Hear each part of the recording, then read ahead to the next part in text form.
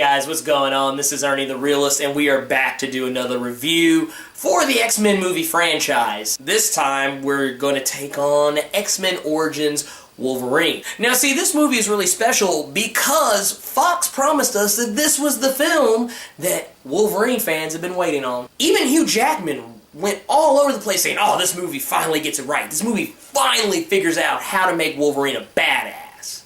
Hey Hugh, we're boys, right? So, you know, this totally won't come as a shock to you when I say, you're fucking full of it. Let's go ahead and get this out of the way. This movie is not good. We all know this. This movie looks not much better than that shitty work print release version of the film that leaked onto, you know, the internet and torrent sites and everything, and over 150 million people supposedly downloaded it illegally. Yeah. I mean, that's the least of the film's worries. This movie doesn't know what it wants to be. It's supposed to be a character study about Wolverine and show us how much of a vicious badass he can be. And then other times they're trying to show us how loving a boyfriend he is. I mean, I don't know. This movie goes Twilight at some moments.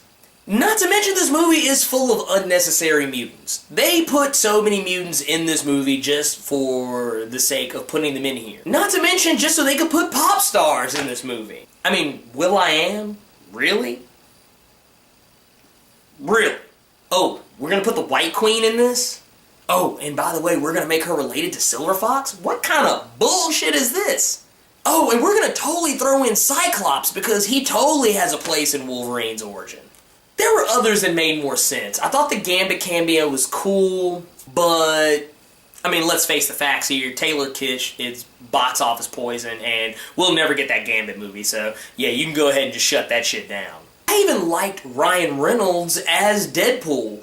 Even though he wasn't really Deadpool at the time, he was really just being Deadpool before Deadpool. That makes sense. But even with any goodwill the movie built up with that, they fucked Deadpool over by the end of the movie by making him some weird Mortal Kombat character.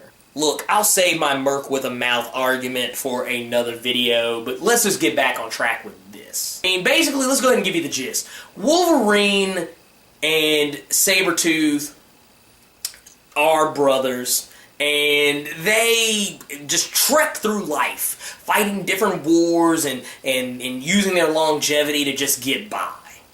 Then all of a sudden Wolverine decides, you know what, I really don't want this life anymore, skadoosh. Sabretooth gets butthurt and decides that he's just going to be a dick and kill people left and right, and it just gets stupid. Remember Stryker from X2? Well, he's back again, only this time he's younger, obviously, and played by Danny Huston. Danny Huston actually did a pretty good job with this movie, for the most part. I mean, he didn't really have a whole lot of material to work with. But I felt like, you know, he understood the character and got him across, and I actually liked him a little bit better in this movie than I did in the previous film. The whole point of this movie is Wolverine wants to get revenge on Stryker because Stryker kidnaps him, puts him in the Weapon X program, infuses his body with adamantium, hence the new adamantium claws, the adamantium bones, and Wolverine's pissed about it. Dude, he made you a badass. That ain't nothing to get revenge for. Look, all I know is this movie just has problems, and I keep saying so over and over again. You're probably thinking, well, what are these movies' problems? Have you not been paying attention? Look, this movie's all over the place. It has no idea what it wants to be, and I don't even know what to think of this movie. It's just, okay, I tell you what, I know exactly what I think. This movie is utter shit. I couldn't even give this any star out of this many stars. This is a 0 out of 5. This movie is shit. It's bad. It's awful. It's rancid.